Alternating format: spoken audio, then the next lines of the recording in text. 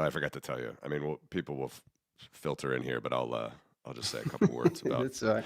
All right, everybody. So we're gonna do a live interview here this morning. Happy Wednesday to you, day after Latvia's Independence Day. Um, the regular econ stream is going to be coming up later this afternoon. But today I'm very happy to have on the stream. We have Shaun Pinner. He's a former British military, former Ukrainian military, and I think one of the things I want to ask him about today, which is also very interesting, besides his book that he has coming out, is he fought for 6 weeks right during the initial invasion in Mariupol and was captured by the Russians. So he has some experience there. And a lot of other stuff. So, Shaun, welcome. Thanks a lot for coming on the stream today. Thank you. Yes, thanks for having me. It's really good to be on. Yeah. So I followed you for quite a while. It's really, impressive what you've, been up to, and just transporting your life over to Ukraine. I'm Latvian American, so I've had similar kind of feelings I have a lot of British friends, over here in the Baltics, but we don't have war on our precisely on our doorstep yet. You have, and you've even fought very bravely for Ukraine. I just want to get right into it, not beat around the bush here. What was it like being in Russian captivity? Well, there's a lot to unpack there. I think it's pretty. I think people should be aware that I was a Marine here. I didn't come specifically for the full scale invasion. I had a house here. I had a house in Mariupol on the left bank. I was married to Ukrainian.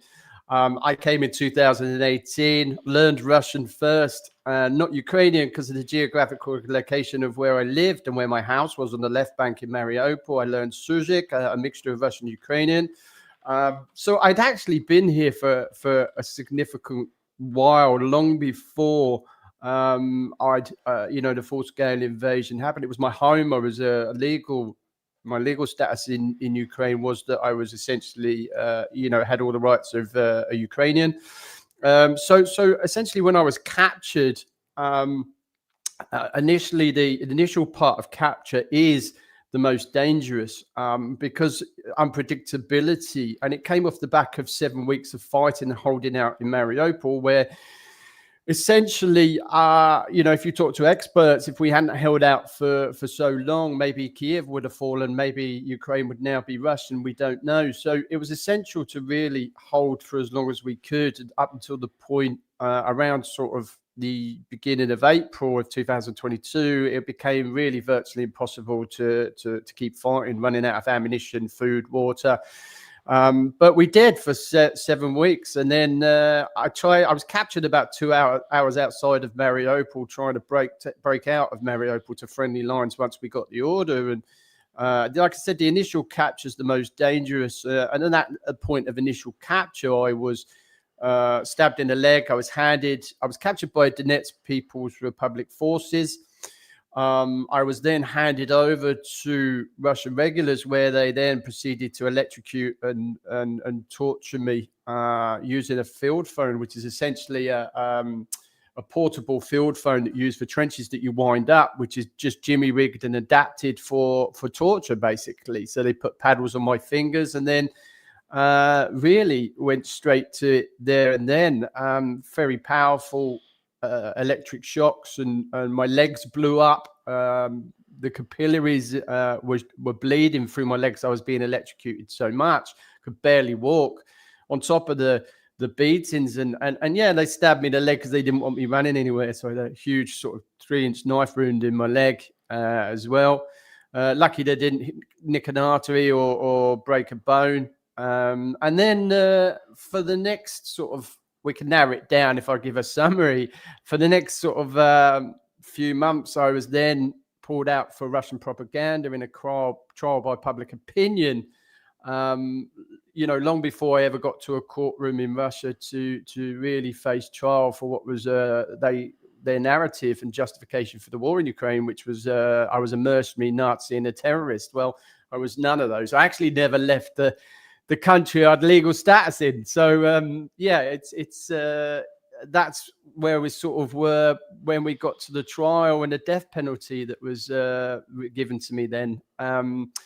So leading to the exchange. So going back, I mean, the actual captivity is quite a long process, several months, encapsulating sort of different stages. But it's everything you could imagine, like Second World War, the gulags, and by the time I'd got to trial, I'd look like I was in a Japanese war camp, or Auschwitz or something like that. I was starved for 2 months, given bread the other day, until I got to trial, where it got slightly a bit easier after I was given the death penalty, where I was moved prisons. But essentially, up until that point, it's extremely hard to keep going. Yeah, I mean, I'd love to pick your brain on this a lot more, as dark a topic as it is. But I do want to ask you a couple things, like, you're British. I'm Latvian by way of America, so I have a lot of experience. I didn't serve, but I have a lot of friends in the military, and it's very fashionable in the West to, denigrate sort of the policies and procedures of your own military. Not denigrate, but definitely question them, and certainly, without going too much into it, like, the Iraq War was pretty formidable in my years, and I had a lot of friends that were, there was a lot of things coming out about torture, whatever. Again, I'm not trying to gloss over it, but it's a whole thing, right? But I grew up reading about Soviets and the Gulag, and like you said, and just the way that they do it. Russia's continued on this tradition. Is it anything like you expected? Is it how would you compare it to the way that you were brought up in the British military? Can you just a little bit of a flavor of what it was like being in captivity?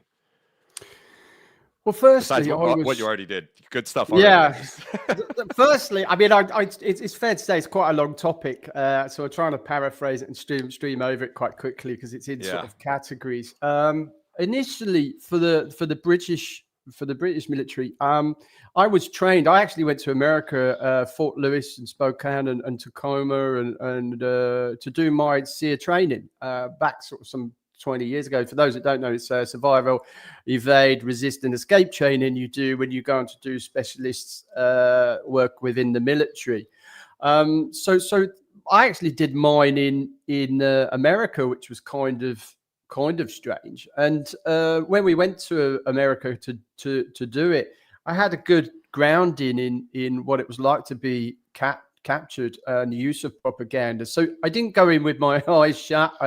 I'd had 9 years in the British military. I did 2 tours of Bosnia in the early 90s. I saw the ethnic cleansing at Srebrenica, Sarajevo, and I did 3 years counter-terrorism in Northern Ireland, working there in covert operations platoon, and I was part of my reconnaissance unit within the military. So I went with 9 years in the British military on, learning how to fight Russians, basically. So I came with all this knowledge. So it wasn't my first rodeo. I'd done 4 tours or 4 rotations on the front line, 2 as a section commander in Ukraine.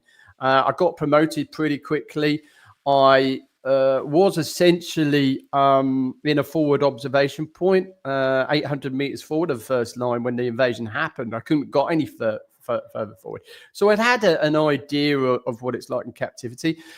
So going back to your point about the British military, war crimes should be investigated, whoever is the perpetrator in it, not just, Russians, but, war crimes still go on. There's bad elements in every military. The difference between the Russian military and the British military is that in Russia, it's systemic. It's the same stories you're hearing. Is because it's passed on. Knowledge is passed on. It's the same equipment. It's the same brutal torture from the private up to, in my case, where I was taken to black sites and FSB underground prisons to where they did all that nasty stuff. But you've seen the videos of the executions of Ukrainian POWs just this week. Rusich group, a neo-Nazi group in Russia, have offered, money to the first 3 people that execute Ukrainian POWs. It's systemic in Russia. It's like, crazy, from the lowest levels that feel they want to be an interrogator to, the mainstream FSB and intelligence services. And that goes to civilians. I was in prison with civilians. Anybody suspected of being Ukrainian, anybody suspected of harboring, allegiances to Ukraine were rounded up. It didn't matter whether you were guilty or innocent. First of all, the structure is in Russia is that you're captured and then you're pretty much tortured under duress. And torture is a really good way. It's not like the movies. It's not like people sort of electrocute and torture you for, tell us what you know. Where are your friends? It's not like that. It's not used that. It doesn't work. It's proved not to work because, if their line of questioning is, have you seen Elvis? I'm likely to say, yeah, he's my dad, because that's the line of questioning they're going to take. I'm going to tell them anything they want to stop the pain from happening. What they use torture and what it's really good at doing is, in fact, getting you to admit to things you haven't done and places you haven't been. And that's their sole aim of torture, is to forge the narrative and the justification for tomorrow. And that's done systemically through even the lowest levels of the Russian military. So by the time you get to court, you've already done 3 months on the Russian media, being electrocuted, tortured, false statements gathered, and then being projected as this Nazi mercenary terrorist, with leading questions and where did you bring your weapons in from? Great Britain, and I'm like, have you ever seen the gun laws in Great Britain? I didn't bring them in from Great Britain. So, and these are all state-run media that are doing it and projecting this, who are working with the FSB, RT, Roman Kazarov, who came to interrogate me. You could look at Graham Phillips, the British propagandist who's in the news today, who's breached war crimes, desecrating Ukrainian dead, and he's a Brit. And there's in there interviewing Aidan Aslin, who's in chains, handcuffs, who's just been stabbed in the back and beaten. So, these war crimes are promoted by the very top of the Russian military, and they're not punished for it. Well said. Well said. And then, again, I don't want to make too much of a black and white of other stuff, but it's very helpful, I think, for people that aren't so familiar and maybe come from a little bit different streams, let's say. So the Ukrainian military, obviously, they're fighting for, it's existential. They're fighting for their sovereignty, for their lives, for their freedom. You're helping them. How have you seen them, act as a unit, as a military in this? Again, it's a broad question, but you've been there, you've been fighting with them. How have they been performing? Generally, I mean, like I said to you, war crimes go on everywhere. There's bad elements and good elements of people. Fighting is not a nice thing. People on the front lines generally, I would say before the full-scale invasion, soldiers generally are quite mixed. It's very, you get good, honourable, moral people, but fighting is generally a nasty thing you've got to do. And before the invasion, it was those sorts of people that were in the military, people that, needed some direction, some function, some discipline, wanted to be somebody in life. So generally, a lot of them were brutes, and that's the military, essentially they're trained to kill. So, it's different now with the full-scale invasion because you've got people being mobilized and it's filtered down those elements. You've got people that were washing cars and office workers and that's both sides now. Essentially, both sides have gone through an army in a way. That in itself brings in major problems. That brings in people that are not essentially had that training, those understanding of Geneva Conventions, who are logistically being let down by the sides, especially the Russians, which then breeds in, lots of problems like, problems with discipline. Because then, and once the logistics and the food and everything breaks down, they take things into their own hands. People become violent. You're going to see a lot more of that, and it doesn't help with paramilitary groups on the Russian side, advertising money for Ukrainian execution. So you don't really see that I'm not saying it doesn't happen on the Ukrainian side, but certainly we don't want that negative PR. It doesn't benefit us. You're not going to do mass executions on people from your own side in your own country. It just generally is going to be the invading force that's always going to do more of that anyway. So, it's significantly less, and you don't see it. I never once saw it in Mariupol all my time in Ukraine. Essentially, I mean, there's videos of me helping children from schools and people from schools, and they were being bombed by the Russians and graded by the Russians. So, it's there are sympathizers. The internet's made it essentially an incredible problem now with accessibility by the foreign intelligence services to recruit people in these countries for money. So, their access to people with alcohol problems, money problems, drug problems, criminal gangs.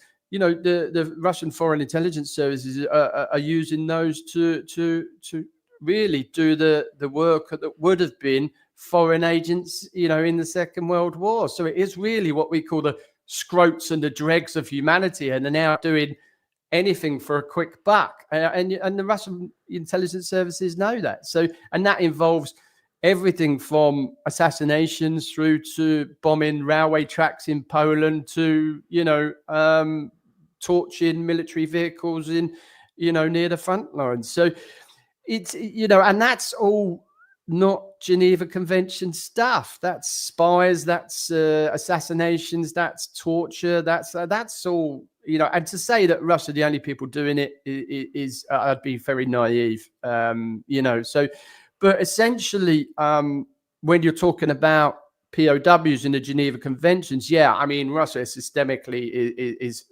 very bad at that. I mean, I was in a Nazi-run style filtration camp where I lost 35 kilos because we weren't being fed, and we was in a filtration camp. I've been to the camps in Ukraine to see Russian POWs who are, essentially in what equivalent of a 5-star hotel compared to where I was. They're having 3 meals a day. They're having transferable skills. They're learning how to bake, how to engineer. There are knives lying around, and they're just making furniture to pass the time, earning money. They have a shop they can spend their money in. I mean, it's ludicrous to see the difference in standards to where, Ukrainian POWs are coming out looking emaciated and starved. And that's where my following and my advocacy now is really at, is that, you're a fool to say if, torture doesn't go on both sides, but Russia, oh my God, it's institutionalized, it's systemic, it shows. And I've been there and done it. The only reason I'm alive today was because they wanted Viktor Medvedchuk in return. Otherwise, no doubt I'd have probably been shot.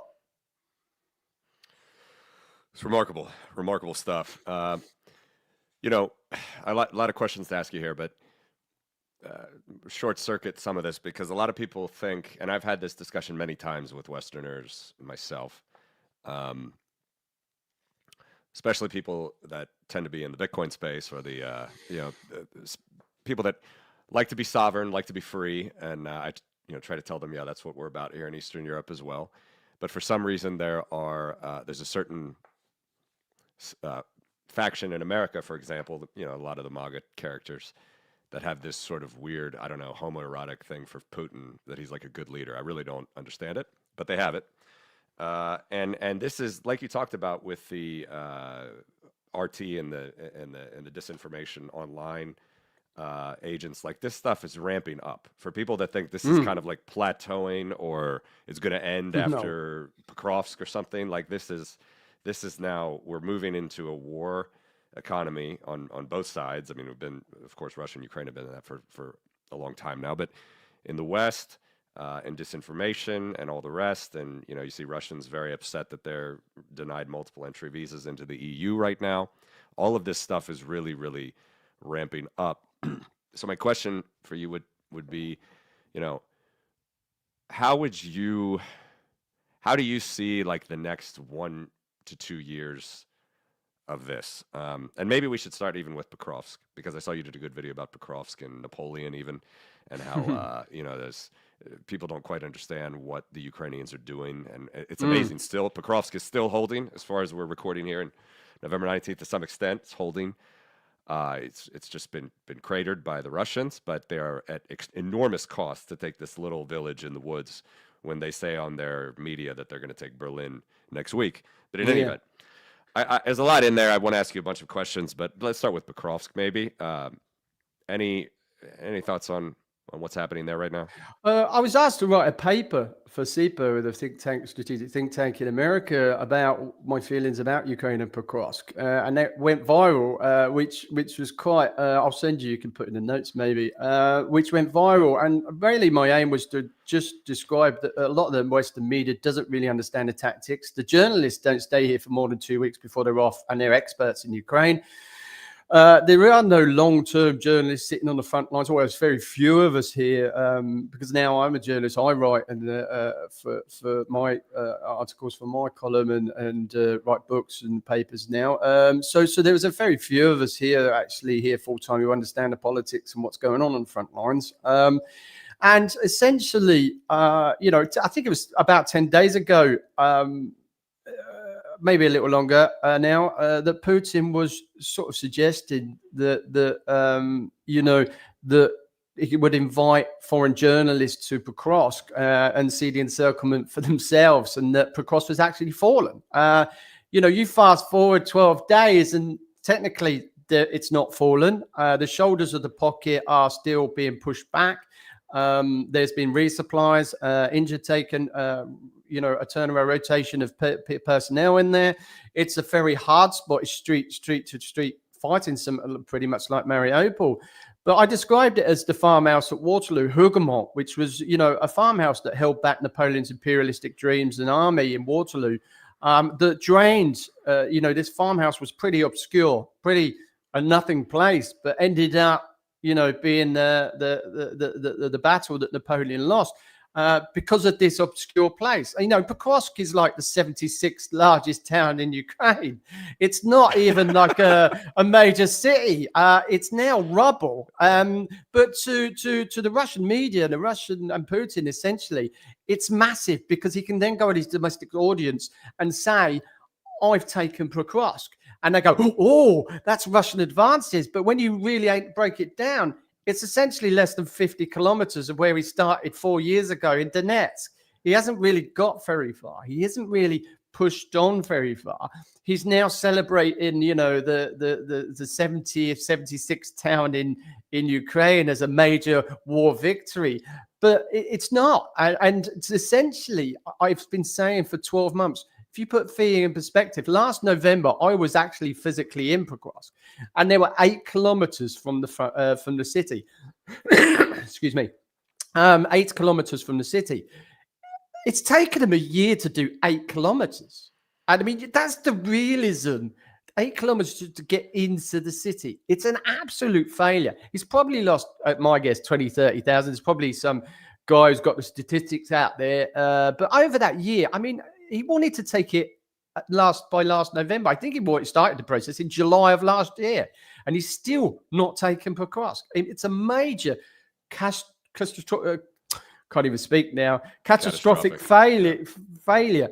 And we're not even talking, even if he takes Pokrovsk, he's got to do it all over again, somewhere else. So while it's, as I put my military head on now, which tends to stun people, but while Pokrovsk is effective and productive, i.e. it's killing more Russians than Ukrainians, a considerable amount of more Russians, then it should be kept open for as long as possible, because it's always better in the military to fight on the ground you dictate, not where they dictate.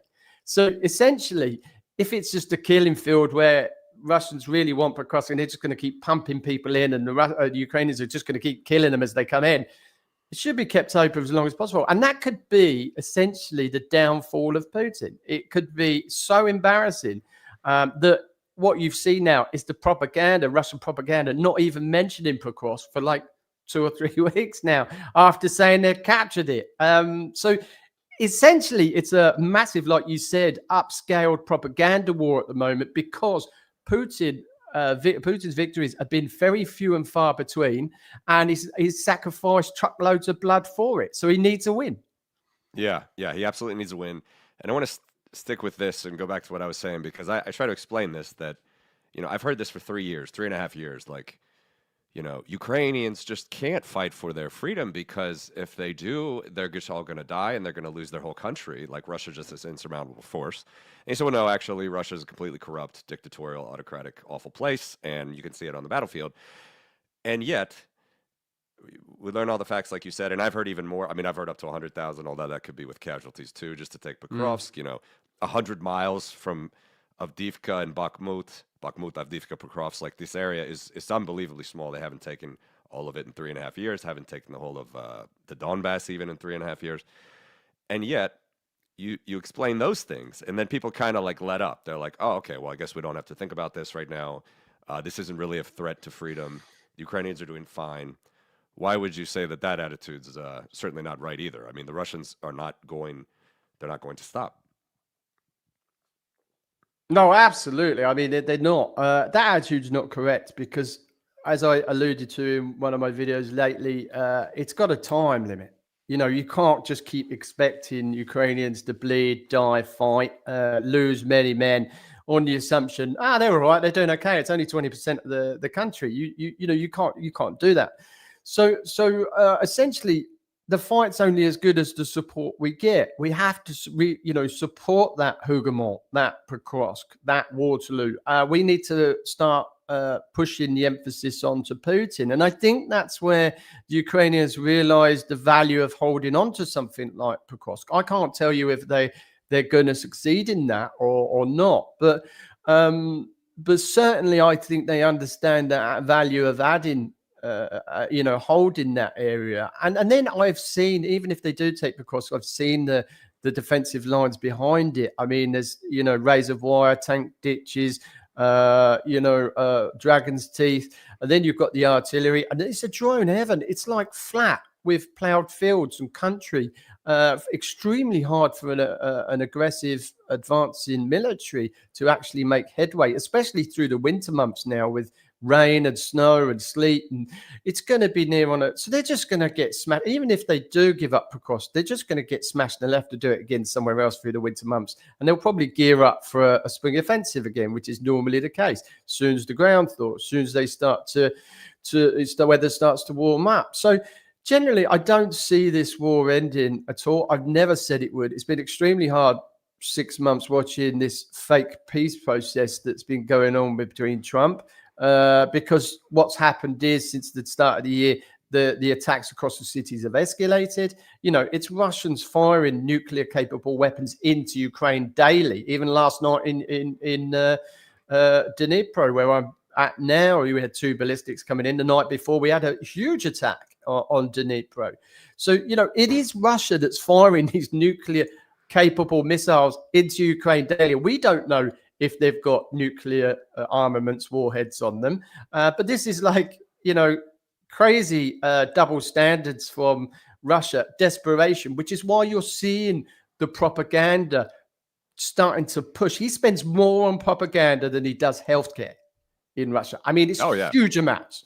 And this is where Pokrovsk is a perfect example of where the propaganda just motors fast forwards, further than they've actually got done, completed. And this is, you can multiply that across many different fronts. Their propaganda is still their main important weapon. It absolutely is. Like we said, I mean, it's ramping up. It's not going down. Unfortunately, we don't have someone in the U.S. admin that understands that fully. What would you say? I got a couple comments in the chat here as well. I mean, I agree with you. We're going to have to keep, supporting Ukraine, and they're going to have to keep fighting. How do you feel the resilience? I mean, we like to say, and this is morbid again, but in the Baltics, we're next in line. I mean, you literally are next in line. You're in Dnipro, very close to the front. How are you feeling that the Ukrainians are overall managing right now? I mean, is morale lower, higher, that they're still holding Pokrovsk, or? Well, I mean, I spoke about it yesterday on Times Radio, sort of saying that that really the will to fight still here. If anything, it's made people angry, and there's still the will to fight, which is great, because you need that. I think the corruption scandal has had more problems here, more anger than the actual war, from what I've seen, certainly in the last few weeks. I mean, the only reason you're not seeing mass protests in Kiev at the moment, like you did in the summer, is because I think, it's seen that the anti-corruption agencies are working. Yeah. It's proved a point. So essentially, I think it's made a lot of people angry. I think the in the political sphere in Ukraine, people are circling and starting to gear up with comments, which is quite new. You'll start seeing prominent leaders, potential leaders in Ukraine, starting to say things that they wouldn't have said a year ago. So it's quite an interesting time. Whether Zelensky's days are numbered, I don't know. But certainly on that front, political front, internally, it's very Ukrainian. That's a healthy sign of a democracy. It's we're allowed to say those things. If the army's having problems on the front and there's problem with manning, I'm allowed to comment on it, which I have done. I've said about the mobilization. I said I don't agree with the way it's done. But we don't get jailed for it here. It's not like I'm going to do 7 years for, you are in Russia. If you talk negative, you can sing songs about, anti-war songs in Russia and get jailed for, I think one of them was in there 2 or 3 months for just singing a song. So, you can get jailed there are new laws in Russia that stop negativity and discussions about the SMO.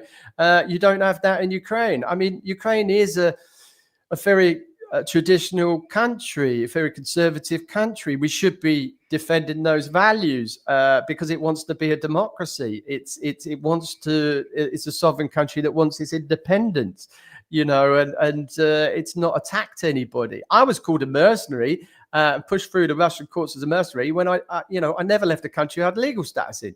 I was contracted to the Marines. I mean, that's the hypocrisy you are dealing with.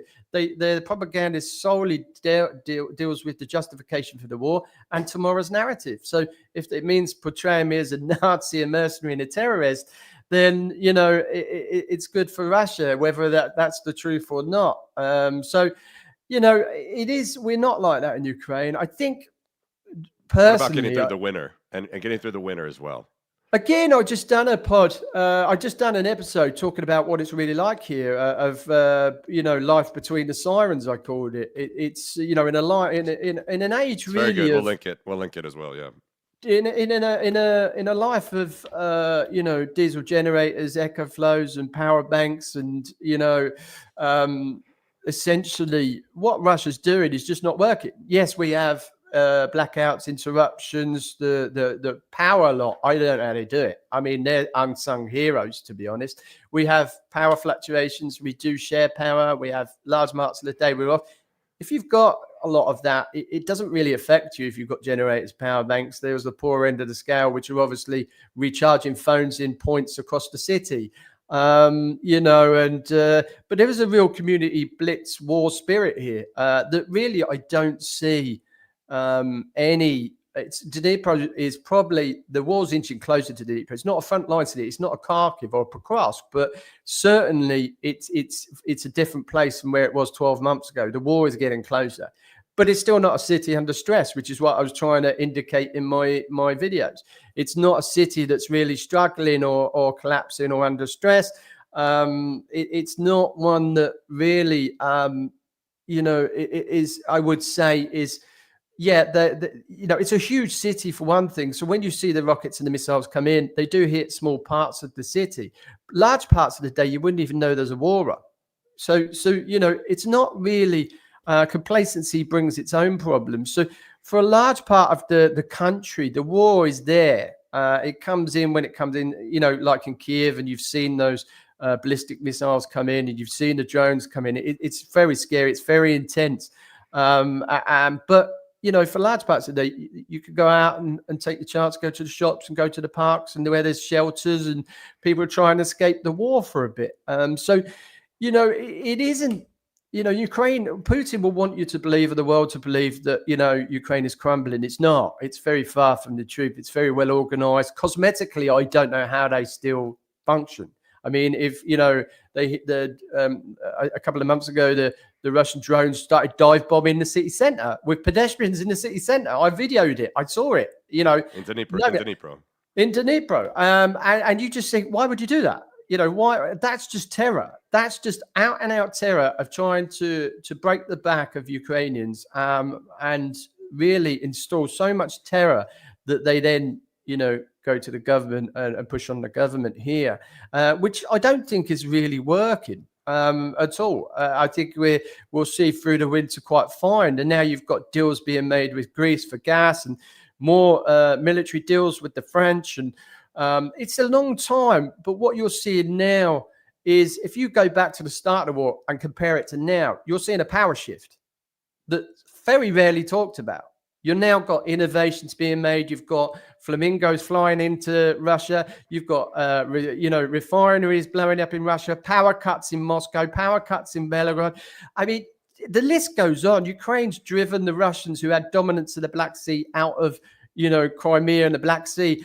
And they haven't even got a conventional navy. War's changing everything. The power shift is pushing. And this is why the propaganda's going up, because, Putin sees this, people see this, and they want to hide that with, tracks blowing up in Poland, and drones going into Estonia. And, they want to deflect it from here because they know that Putin's failing. And part of what I do is just redirect people's eyes onto what's actually happening. So, you've got now, like I said, much of Ukraine's economy is teetering because of what Ukraine's doing, compared to, let's say, the scandal involving Zelensky and the corruption. Doesn't even meet the same press. That goes headline all across Europe, all across America. Why? When Ukraine is having so much success in Russia, why does that get 80% more traction than the corruption and the successes we're having? So when I go to America, first thing Americans say to me is, "Oh, you're that guy from Ukraine. Ukraine's losing, isn't it?" And you go, "No, no, it's not." And part of it is we've got a tour coming up in America, hopefully around April, where we go to talk to news people and talk to them about the truth of what's happening in Ukraine, taking people with us. So we're trying to arrange a media tour in America to combat those actual, Russian narratives, false narratives. Excellent.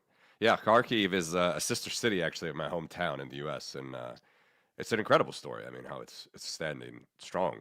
It's just incredible. How often do you feel or need to go to the shelter at night, like with the drones? Is it every night you're hearing something? It's difficult because you don't often hear the alarms when you're sleeping at night. So the first sign that we know something's happening is when the air defense starts firing, and that's friggin' loud. I mean, when I first got home after my exchange, people would say, "Do you want to come to Guy Fawkes fireworks night?" Which is like lots of fireworks go off. Are you going to be okay with that? And I said, well, if you've ever heard a ballistic missile, it sounds nothing like a firework. It's like, yeah, I'm sure I'll be fine. It is immensely loud. The air defense is immensely loud. The windows shatter, the car alarms go on. The thud when the ballistics come in just reverberates through the ground. I can quite sit here like I'm talking to you and something happened, and I feel it first before I hear it because I've got headphones on or I'm working. Sometimes I don't hear the alarm.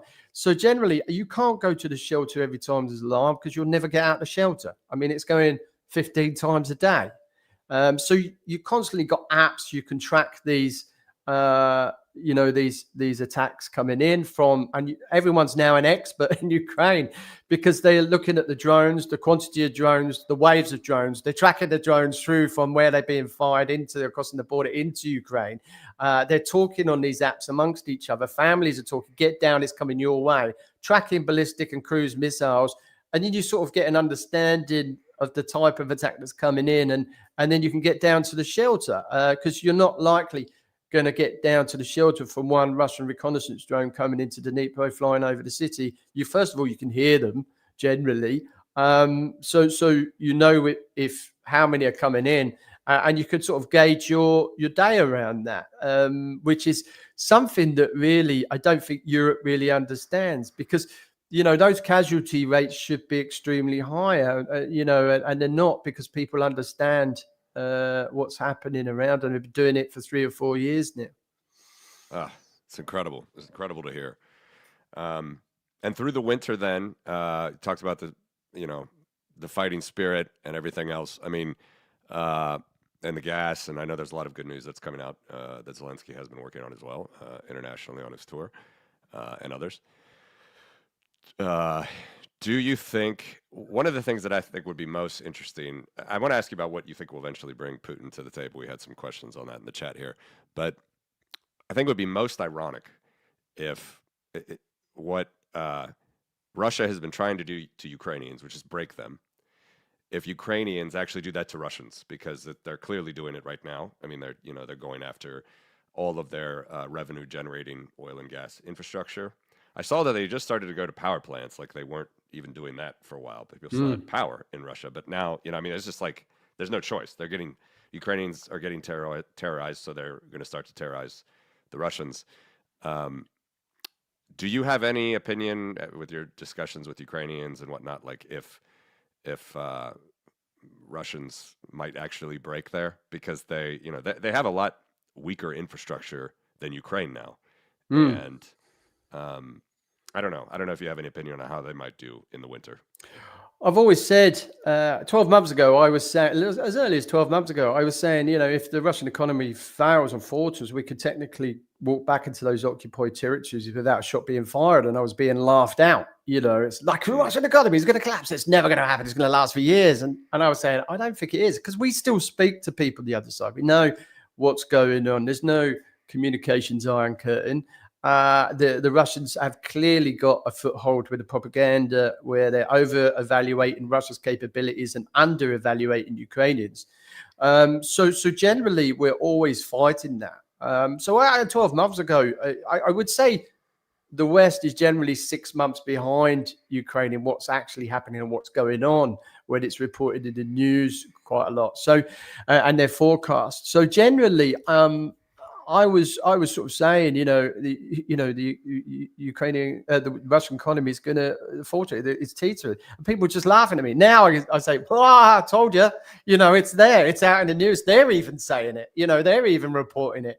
So we do get a lot more news faster from the other side, from the Russian side, than you get in the West. The similarities in language obviously make that a lot easier, that we digest that a lot quicker and faster than probably most in the West. But yeah, I mean, I could walk back into my Mariupol if the Russian economy collapses. It's done it before, I keep telling people. It's collapsed before. Putin will go down with a sinking ship. He's annexed more territory than he's got. If he stops now, it's an ultimate failure. He's tried politically to take Donbass through Donald Trump. Trump's then put sanctions in on Russia, and the only reason Putin wants the Donbass is because he wants that belt that's stopping them advancing into Ukraine. He can't take it militarily. He's been trying since 2014. We're now in 2025, and he still can't take Donbass.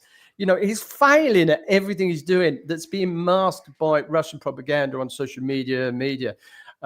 So he hasn't achieved any of his goals in Ukraine. He hasn't denazified or got rid of the government. He's not likely to. He's not, taken Kiev. He's got less than 20% of the country. He's been driven out the Black Sea. His Black Sea fleet is pretty much, not the same as it was before by about 40%, I think, sunk, including in Moscow. He really is struggling, and we don't talk about it enough. I mean, I put it down to the fact that if this was a Western leader, he would have been sacked 2 years ago.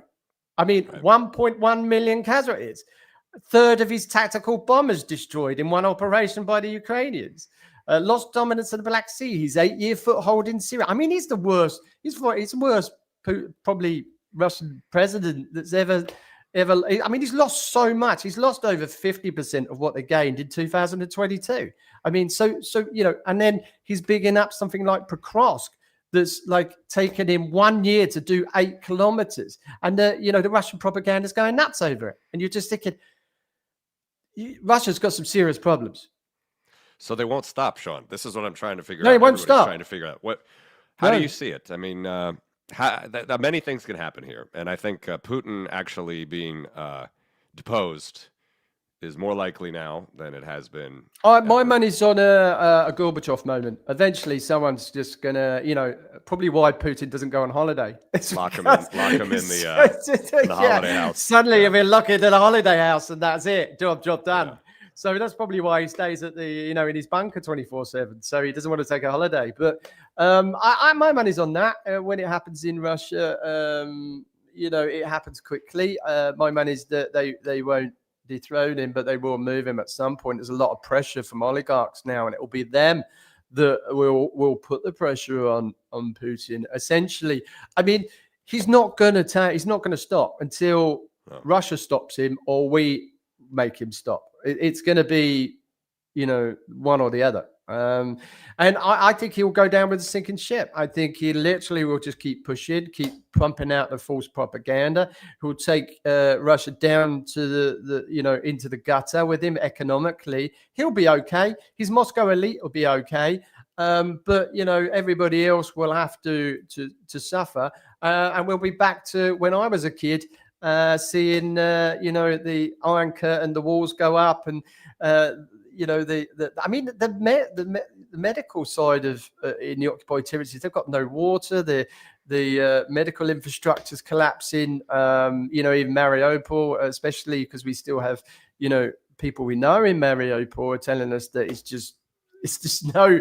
there's no medical there. And that was when I was there before the full-scale invasion. There was beautiful hospitals there being built. It was a pinnacle of burns units there as well in Mariupol. Now that's all gone. Russia has just destroyed Mariupol, and so it's never going to be, it's not going to be back to the way it was. Even if we do take it back, it's built now on a legacy of over 25,000 slaughtered, predominantly Russian-speaking Ukrainians that Putin came to save. It's just the hypocrisy is just terrible. At the end of the day, Russia's invaded. It's imperialistic. It's the reason we speak Russian is because of its colonial past. And because Russians don't understand Ukrainian. So generally, most speakers speak. I spoke Russian first, and that's why I spoke Russian in the East, because generally Russians don't really speak Ukrainian. So it is, I think we're starting to claw back this information war. But yeah, Putin won't stop until he's stopped or forcibly removed in the country. And he knows where his biggest threat is. He knows it's in the country, which is why you see him really not arm his frontline soldiers as well as he's got his police and his military in Moscow and St. Petersburg. They were the latest bone-crushing technology. So, you can see where he identifies his threat. And by all accounts, if you read media, he's becoming more paranoid as the months go on. Yeah. It's either the U.S. and or China, bringing him to stop. I don't see that as likely. Or it's the two Russian scenarios. It's either the people, and it is true that Russians, they can suffer a lot, but when they finally revolt, they could do it, en masse, and that's a possibility. Or the oligarch possibility, like you said, and that, unfortunately, that seems the most likely, I guess, because it's, they're the ones that are closest to him. They could still have some power, even though he really is. But like you said, this iron fist on everything, and all of that changed from I've followed Russia for years. All that changed after he came back in president 2011, 2012. You saw the protests against him, and when Garry Kasparov was running, even in 2008, but he saw that he will never put up with that. Let me shift gears a little bit. So. I see Ukraine as like an unbelievably resilient, free, democratic people, suffering tremendously. They're going to have just tremendous, I think, PTSD, anger, fear, an overhang here for decades, but still so unbelievably free. Uh, it's jarring as a as an American to see that the support is quite lacking. Um, how do you feel that Europe will do to to really help them? Because I personally feel that Europe did, like, I know, economically they did a lot in the first few years, but it really wasn't until last year, I think, or a year and a Mm. half maybe, when they saw that they were just just throwing waves and waves and waves of bodies at Ukraine, that Europe finally thought, okay, actually we might need to think about our own security here. Of course, the Baltics, Finland, Poland, same story, always have been the loudest voices. But are you, and of course Britain. I really do feel that Britain is, if you talk about the Anglosphere, that's the Mm. strongest ally that Ukraine and the Baltics have. How do you feel that the support has been there recently? Do you see it's growing um, at all? I do. I've always been saying that it takes a democracy's gears to grind a lot longer than a dictatorship, and that's been the case. I certainly think when we had the ammunition drought just before Trump was inaugurated in his Yeah, election win, I think we were looking at a summer. We didn't know if we were going to make it past the summer. I think we were really concerned that without the ammunition we would lose Ukraine, and that was Trump. That was Trump before yeah, he even became president, holding that up. So yep, he's not a big fan. We've known it for some time. Europe should have known that sometime. Regurgitating Russian narratives. Now he's regurgitates the last person he listened to. I've never been a Trump fan. I couldn't care who is elected to American presidency. I wasn't a big fan of Joe Biden either. But when you look right, at those two as the probably, if that's the strongest candidates America's got, then you've got problems. I wasn't a big fan of either, but most of my friends are Republicans. I'm not by choice; it's just the way it is. And they pro-Ukrainians. Adam Kinzinger being one of them, who's helped no end to sort of project the Ukrainian side of things in America. Don Bacon, another one. Denver Riggleman, another one. So, I work with them quite a bit to try and talk about Ukraine. So there's a lot of support, and a lot of the average Ukrainian doesn't understand that quite a lot of the Republicans do actually support Ukraine and armament of Ukraine. It's just I can yeah, firmly say now a minority that don't.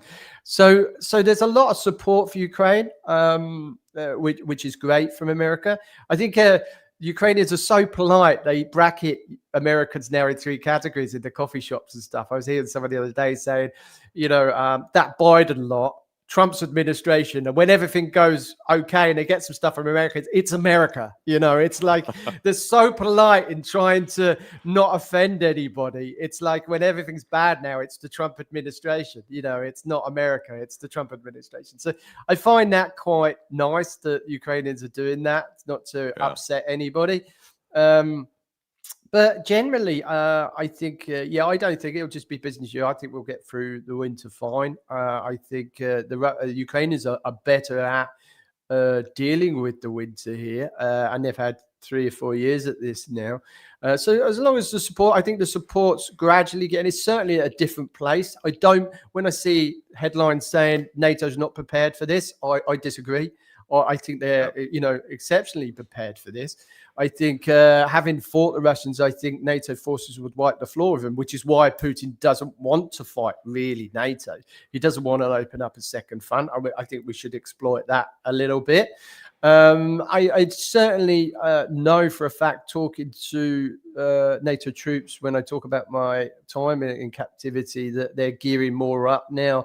At the start in 2022, they were still they were still dealing with the Middle East. They're now gearing up their training and their environments more over the last 3 years to dealing with a war in Europe and Russia specifically, which has gone full circle. When I was in, that's what we were dealing with. Now we're going back to that. So I think that takes time to change. Plus, industry is coming into Ukraine, as you can see. As I put in my videos, you've still got shops working, cabs working.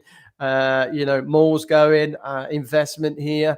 It's still calm, and there's going to be even more. So I don't see much changing from a Ukrainian perspective. I think we have a problem with manning, which I keep shouting about. But, providing we can get that's fixable, providing we can get that sorted, I think it's going to be business as usual for the next 6 months for sure. Speaking of NATO, I want to show you something. I do a lot of charts normally, and so here we have military spend. This is a typical chart, right? People probably saw a lot of this. It's just from as of last year's numbers. Everybody knows the United States biggest in the world. China's down here at 300 billion, but of course they can grow super fast. Russia's here, 149 billion, ramped up a lot before the full-scale invasion. Then Ukraine's down here. And I actually thought they were going to even have more last year than they did. They at least officially recorded 65 billion. I thought it was going to be more. But here's what worries me, Shaun. So here you have, I'll put in NATO pre-1999 members. Okay, so this is everybody not including Eastern Europe, not including Finland, Sweden. But look at if I put NATO post-1999 members. Yeah. So that's 91 billion, about, just a little bit more than Ukraine, but that includes the Baltics, Poland, Finland, Sweden. It includes Hungary, Romania, Slovakia, Czechia. It's not very big. No. Now, the one thing I do agree with Trump on, and I've always agreed with it, that we need less reliance on America and spend more on NATO defense. And when people started talking about European armies, I was like, we can't even get people to spend for NATO, let alone set up a European army. It's like a ridiculous idea. Let's get people spending for NATO, because now it's doing exactly what it was built for. And we should be spending, Trump's right, we should be spending more on our defense of Europe, especially when the United States has to probably deal with China as well. Yeah. Anything else to say there? I mean, I know that a big story is, of course, the war has changed. Like Ukraine has changed war fighting. Of course, you need to spend smarter. Drones have just changed the game completely. But I still don't think the West really understands how much drones have changed the game from naval to land warfare. I mean, you don't really have front lines as such anymore, which is, I think analysts are really making this mistake a lot of the time by, when you read somebody put, the front lines are collapsing. No, there's virtually, you don't want all your troops in a 20-kilometer kill zone that's, flooded with drones, FPV drones, Lancer drones, all sorts of drones. Before you even get to artillery, everything else, you want quick reaction forces. You're going to have skeleton crews running those in those 20-kilometer dead zones. The whole war is, the way people fight war has changed. Even it's changed so much since 2022 when I was fighting in Mariupol. It changes every 6 months, with new drones, fiber optics. You've now got jet drones, homemade cruise missiles, flamingos, and domestically produced. TL as a homemade sounds crude, but it's domestically produced. So things are changing. What Zaluzhny wrote that it will be technical advances that win this war, and he was right. And when did he write that? Just before Sersky took over the job. He was right. It's gonna be technical advances. A drone war, I don't know. You're still going to need tanks and infantry. You're going to need more qualified infantry now. And this is where Russia really struggles, because it doesn't train. It puts no emphasis on training infantry. If I give you an example, when I came to 2018 to Ukraine, I was absolutely shocked how Soviet doctrine still had a massive, I would say 80% of the training and the culture with the Ukrainian military in 2018 was still Soviet doctrine. No reliance on senior NCOs, no reliance on NCOs, period. It was all down to officers to do the job. It was all centralized command. By the time Russia had invaded, full-scale invasion happened in 2022, I'd worked those sea breeze exercises. I trained these guys for 5 years. They were moving away from this centralized command Russian doctrine, which is why we had so much success in Mariupol. Even though we lost the battle, we were able to hold it and store them at an overwhelming odds. People were able to fill in the gaps, take up the mantra, to take up the positions of people that had fallen or got injured. And that was a lot to do with the training over 5 years. Unfortunately, because since the war's been going on for 2 or 3 years, a lot of those guys are dead, captured. A lot of my unit and battalion are still captured, been held 3 years in Russia. So they don't want to let those guys go because they were hardline Ukrainians who were UN trained. So a lot of my battalion is still captive. So we campaign for that. Many might not even get out of captivity because of the harsh conditions. So it is. We are pushing really for time to get them out, but that should tell you. But now both armies are very similar. Their armies. There are some good units in Russia, but very sparse and very far and few between. Same with Ukraine. We're now training. Now it's down to who trains the infantry better than the other guy and at a faster pace, which I think Ukraine are probably edging considerably, considering Russia's still centralized command. And still, if they can train these guys up to internally in the country to a decent standard, a NATO standard, I think they're head and shoulders above Russian soldiers, in my opinion. And it is down to training these guys in vast numbers to a good standard, which I'm kind of hoping that next year we will see that in country a lot more, because it is down to them going out to places like Germany and Britain and those countries that are helping in the training, and also Poland as a key player in this, as we'll see as this war goes on. They know what's coming. You only have to land at Rzeszów to see the Patriot systems down the runway there to know that they're taking this very seriously. With 4.5% defense spending now, we should all be up in our defense spending. Excuse me. Excuse me. We should all be up in our defense spending. So I'm not an economist or a geopolitical expert. I'm a military guy who's had to sort of really learn all this on the hoof since my exchange, really, because as a military man, I spent a large part of my military career under the radar. I didn't want to be in the public eye. Now I find myself talking to you about military spends and NATO, Europe, and Britain. So it's a bit of a culture shock.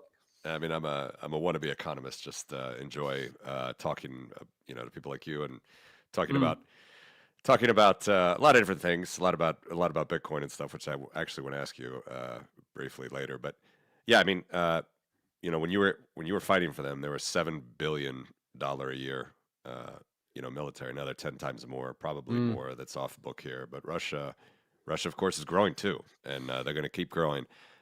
One of the things I talk about this a lot, and I just want to see if it sparks anything in your mind. But this is actually a chart of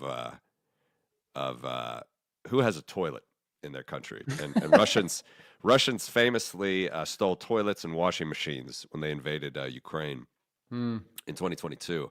So I'm a firm believer that if you have money, typically you're not going to want to squander it and lose. If you have wealth, you're not going to want to squander it. So this is not like if you have a septic tank or anything. This is literally if you're using the outhouse or not. You can look at it, WHO website, if people want to see it. But, so you got the usual suspects. U.S. here, 97% has a safe, safely managed sanitation toilets or sanitation services. We go down all the way to 64, and we see Russia. And this is, this is a self-proclaimed superpower. Exactly. So this is literally 61% as of 2022. I'm sure it's worse now. So this is as of 2000 was 55%. They improved at 6 percentage points till 2022. So 2 in 5 Russians don't have a toilet.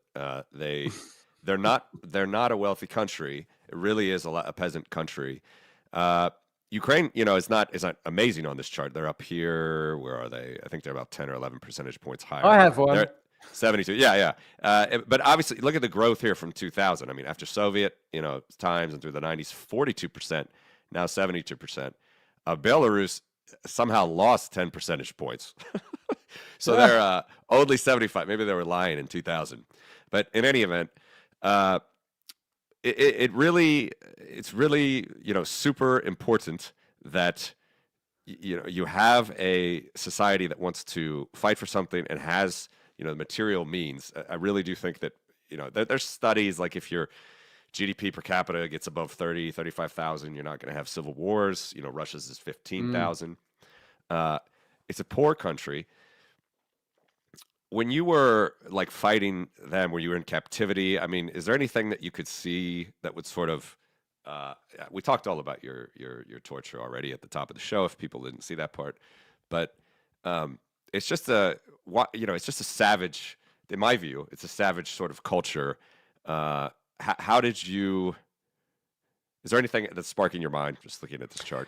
My mum put it right. She said she always installed to me and said, "Good people are generally good people, even if they believe." She said the other side of the fence, or in this case, they believe every word Putin said. I saw good people that just didn't like the way we were being treated. People helped me, give me food, but generally believed their government and Putin. But they were generally had ethics in the right place. I met some pretty nasty people, as we alluded to, but also people assume that Russians are stupid. They're not stupid. When I was in, to quote Dostoevsky, you can judge a civilization by the way it treats its prisoners. It is Yeah. slow and backward looking. It's very the control that Putin has with the media is just unbelievable. But Russians know. When I was in, they would complain. I would hear them talking about how they didn't trust the what they were being told through the media. There was a lot of disgruntled people saying we're not being told the truth. One of the situations was that when I got to my second prison around in June, the Ukrainians were quite a considerable away from Makivka in Donetsk. By the time I was released in September, they were at the doorstep. And the Russian media was going, no, there's nothing to see here. Everything is fine. Yet, you could count the artillery and the mortars. It went from artillery to then mortars. Then you knew they were 4 kilometers away. We thought we were going to get liberated long before we would ever get exchanged. So, Yeah. so even the Russians there in the prisons were saying, "Oh, this media shit," but they would still listen to it to get an idea of maps and what's going on. But you couldn't trust it. And I would sit in if I got a glimpse of something or a TV or a radio snippet, I'd listen to in a car traveling from A to B or something. I would listen to it, and you can imagine the good guide to go on was that if Russia reports anything bad, it's 3 times as worse as they're reporting.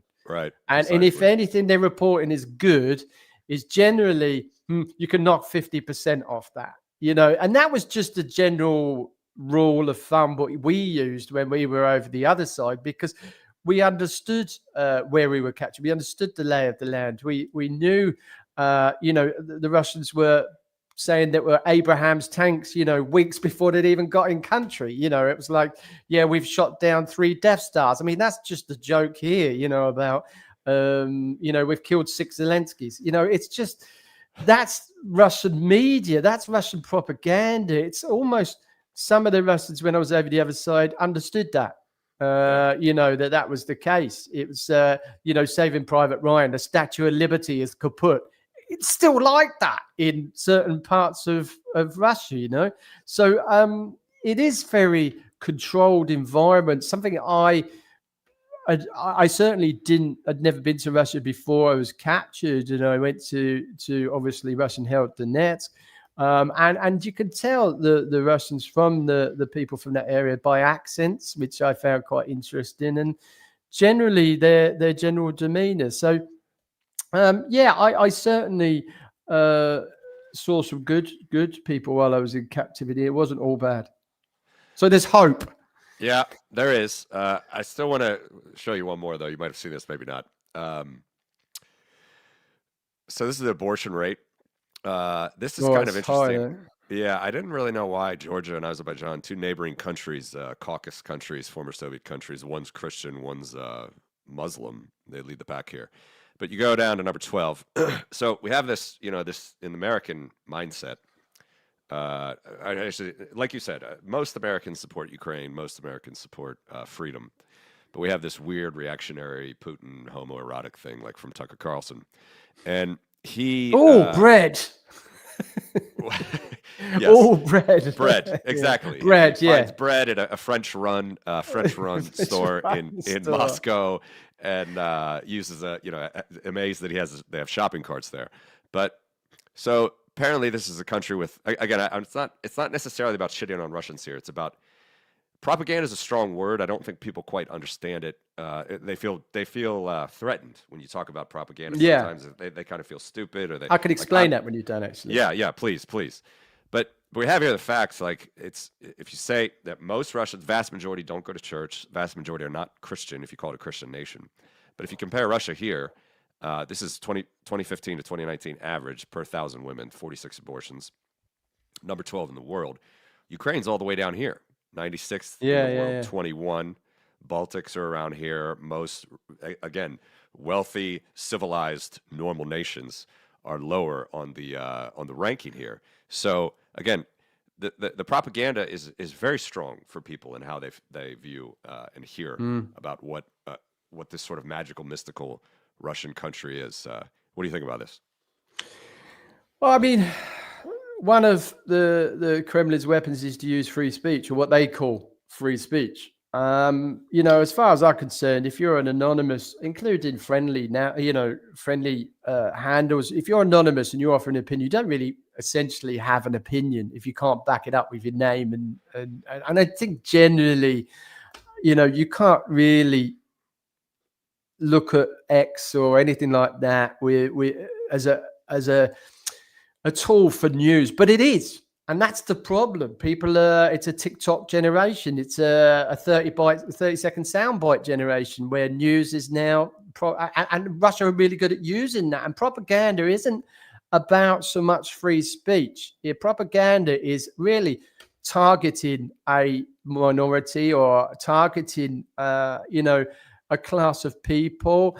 It's actually Ukrainians in this point. As being, let's say, Nazis, mercenaries, terrorists. And when you challenge that, the first thing a lot of people, including people like Graham Phillips, it's free speech. I'm entitled to free speech. No, you're persecuting. That's different. That's incitement. That's not free speech. That's not, really what free speech is all about. Free speech it's in my opinion, I'm going to, telling untruths is not free speech. That's just lying. I'm not a Nazi. Mariupol was at Brandenburg. That's not free speech. That's just you lying to make your point. Unfortunately, Russia uses that in many, many areas. Now, especially with people like Tenant Media that have come to fruition, Russian RT, who are complicit in my torture, are allowed to air their wares on Rumble. So they're getting a direct link into American homes. This is a state-run Russian media outlet that's able to torture people and then project that into American homes, which is deeply, from my perspective, very frustrating. And when you challenge that, it's free speech. That's not free. Where was my free speech? Where was I saw a very big propagandist on X use the Ukrainian lady that was murdered on the subway or a bus in America recently, who escaped the war, who was killed on a bus by, and somebody was saying the Democrats did that. And I was like, that's not free speech. That's just targeted Democrats using a Ukrainian who's escaped the war and died in America. Where was her free speech? I mean, there's too much of that now. And Russia uses that 30-second soundbite, TikTok, to promote their false narratives. And they had a 2, 3, 4 year head start. Some would say 10-year head start in this by projecting Ukrainians as Nazis, Ukraine as being, you've got a Jewish president, for God's sake. We had a Jewish deputy. It's one of the biggest Jewish communities in the world outside of America and Israel in Ukraine. So, we were all Nazis. I'm a mercenary when I never left the country I had legal status in. You could go all day. NATO expansion. I mean, Russia invaded Crimea and East Ukraine long before NATO expansion was even a buzzword in 2014, we had the European Cups in Donetsk, and it was doing very well. But it is down to Russian imperialism that this war is going, and those TikTok videos and those paid propagandists that aren't journalists who hide behind free speech, and those TikTokers who promote Russian imperialism and genocide with no real name and no handle are pumped out. Most of those are bots that are pumping out opinions using AI. Propaganda is a tool for this war now. Real journalism is taking a real battering at the moment. People that have actually got ethics, and report non-bias. That's taken a back seat to your social media, TikTok videos where young kids growing up looking at Tucker Carlson and making a decision based on that. Oh my God, Russia's got bread. I did one of Mickey taking out, and I did a Tucker Carlson clip and my clip where we got robots in Atterbury in Ukraine. It's got robots driving around the floor in the shopping malls. I was thinking, well, if he comes here, he's going to have a meltdown. If he's getting all gooey about bread in Russian and French supermarkets in Russia. So yeah, I mean, the propaganda is rife. That's where most of my followers come now, because I just talk how it is on the ground here, and I don't think there's enough of us doing it, to be fair. No, there's not. There's really not. It's heroic what you've done and what you've been doing, as well as every Ukrainian. Listen, we could talk more. I want to be respectful for your time here. It's been over an hour. Anything to say about your book? About what's? I wrote a book really just a narrative was formed about me while I was in captivity, when I didn't really understand till I was released and saw the news and what was said, and I even made it on those famous propaganda shows, where they wanted to decide whether hang me or shoot me. That is Russia. So I wanted to tell my story. And not the propaganda story that Russians pumped out while they held me in captivity. I was only released because they wanted an exchange. It is brutal. Also, I didn't go in with my eyes closed. I had 13 years in the military, 5 of those in Ukraine.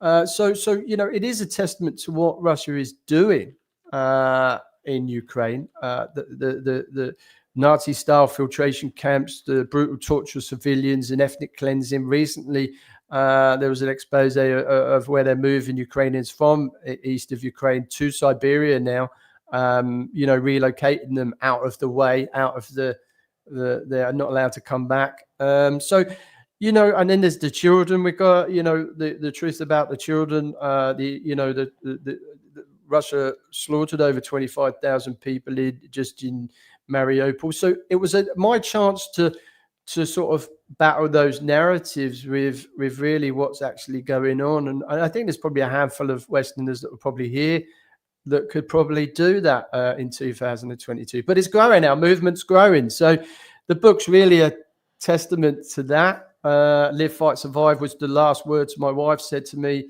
when we had a conversation around sort of the middle of March, end of March, when we'd lost hope, and I sort of went on the phone and said, I've got to give her the good news. We're surrounded, and I was half expecting tears and she would be upset, and she started screaming at me down the phone. It was a lot more to it than Live, Fight, Survive, but that was what I took away from it, and this mantra that I had rattling down through my head. She was screaming at me saying, you boys are doing an amazing job, keep fighting, you get home. And that stuck, and that mantra stuck. So now just used it to put on a book. It's wonderful, Shaun. Listen, it's been a pleasure. I'd love to chat more, maybe down the road as things develop. Really, it's in Lithuanian too, so you can get it in Lithuanian. And Latvian as well. I don't know. Estonian and Lithuanian. I don't know if Latvian, because it's down to distributors, unfortunately. But yeah, I know it's in Lithuanian and Estonia. Okay, fantastic. Well, listen, let's. Thanks a lot for coming on this morning. I definitely want to keep following you, and I encourage everybody to keep following you because you're a good Western voice in Ukraine, and there's plenty of Ukrainians that speak perfect English, but it's good to have some Brits there and learning from you. As we close it, any final thoughts? Anything about disinformation or just Yeah, get your sources from the ground. Be careful where your sources come from. Even really reliable sources that don't really live in Ukraine sometimes get it wrong. We always get it wrong. It's those people that admit they sometimes get it wrong are the ones you want to really sort of follow. But yeah, no, I mean, just be careful with the news that's coming out in the propaganda. It's increasing daily, but that's really a sign, having living here for 7 years, that Russia's really struggling. They'll increase the propaganda and push that because they as I've alluded to through the show, Russia's really, really struggling. yeah, and Ukraine is fighting for their independence. I mean, it's as simple as Absolutely. that. It's all about that. Russia could leave, just go back to Russia, get themselves some more toilets, but Ukraine is fighting for their independence, and they're not going to stop that. It is. So. I'll just leave on this. If Russia succeed in Ukraine, all those battlefield innovation you see would then become Russian. All those fighting age males will be conscripted to the Russian military. And the next move will be Poland to join up with Transnistria. And we've got an even bigger problem if we lose Ukraine. So it's vital that everyone gives support, even just sharing posts and putting likes to pro-Ukrainian voices. That really does help, even if you can't donate. Yeah, sorry. One more thing. Where any sources, any places to donate that you would recommend at the moment?